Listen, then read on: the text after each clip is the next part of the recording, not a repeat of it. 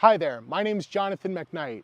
I'm the Director of Operations for Momentum 360, and we're here today to talk about hosting as an income strategy for your virtual tour business. Let's get started. Hosting as an income strategy is not a new concept when it comes to virtual tours. Just check out your latest Matterport bill. Imagine the following scenario. You have YouTube. They sell ads, not only to make money, but to cover the fact that these videos are hosted on servers which run on electricity. You see where this is going. Now, they are allowed to ROI on their investment into the servers and into the electricity, and they do. They go ahead and they charge ads to put in front of other people. Now, Matterport isn't able to do that just yet, although I'm afraid that by even mentioning this on the internet, someone at Matterport is going to try to put ads in front of our tours. With that being said, you pay a monthly fee in order to keep them ad-free. This is a really valuable option, and it's a heavy investment that you, the virtual tour business owner / operator, are investing in. You as well are allowed to ROI on your investments. Whether it's a virtual tour service platform that has ongoing hosting fees like Matterport, or it's a service where there's a one-off hosting fee like CloudPano, you can charge a reoccurring monthly fee. This will allow you to cash flow in periods where you otherwise wouldn't have. This is a very strong and effective strategy. People are used to paying over and over for digital things, and subscriptions have been more commonplace than ever. Go ahead and try to buy a version of Adobe and only pay for it once. It's not possible. Or if it is, you're paying an astronomical fee just to pay for it. No wonder people are moving to free alternatives. Now, when it comes to hosting as an income strategy, it's important to remember to not get too greedy.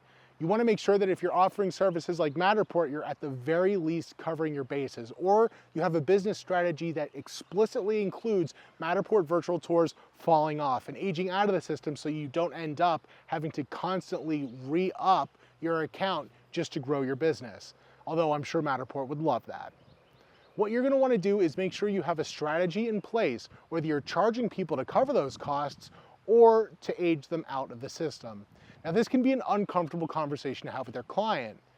You're about to convince somebody to invest a lot of money into a digital asset, and alluding to the fact that it could be taken away one day could put a deal on ice.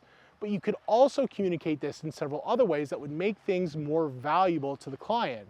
Sometimes it's more sustainable to say, listen, you can have the Matterport virtual tour and you can either pay me $15 a month to host it, or because this was shot on a Pro 2, you can pay Matterport directly. It's only $70. The answer to them will be quite simple, especially when you're being honest and transparent with the pricing. You have to make sure that you're also establishing what their ROI is going to be on this type of investment. Ideally, you just want to get written into a marketing budget and live there forever. If you do that, eventually in a few years, you'll find yourself cash flowing quite a bit of money from jobs that you did a while ago. You'd be surprised about what that luxury car dealership down the street is willing to pay to keep themselves open 24/7, 365.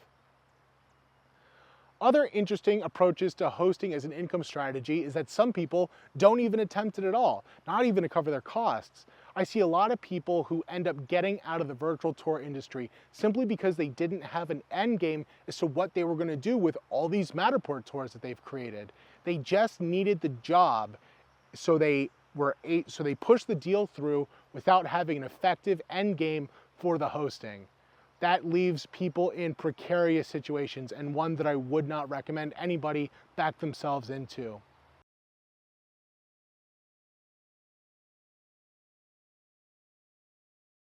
Do with your business itself. Who you charge and how much you charge is up to you, and explicitly up to you.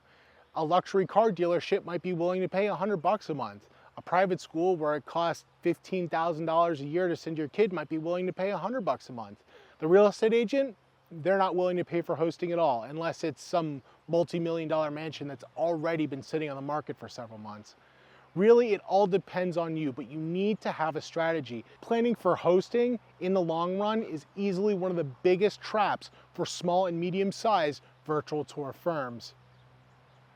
Now, if you happen to find yourself in a situation where you're stuck with hosting, you've already worked yourself in a corner with, say, Matterport Virtual Tours, the best thing you could do is start moving those over to services like CloudPano, where you pay a one-time fee in order to host those tours. Yes, you will lose 3D functionality, but chances are your customers are going to much rather prefer still having some form of virtual tour which they can keep indefinitely over none at all after all the money they've spent.